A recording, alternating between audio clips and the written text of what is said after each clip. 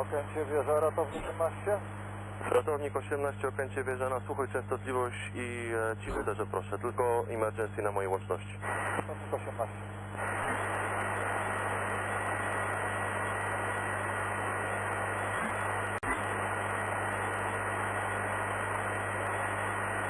Lot 12 wieża? Jest lot 12, dzwoni na LiveATC.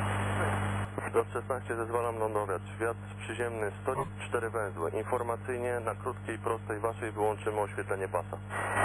Mamy zgodę na lądowanie, dziękuję. Lot 16 zgłoś pas zasięgu wzroku. Zgłosimy pas zasięgu wzroku, lot 16. Powodzenia.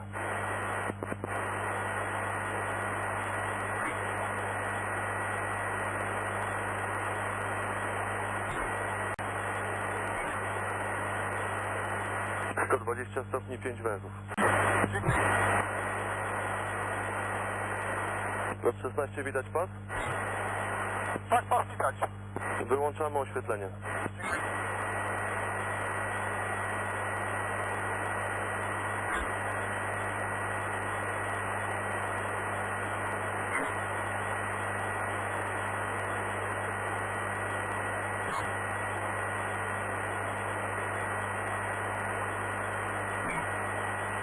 Lot 16 brak podwozia.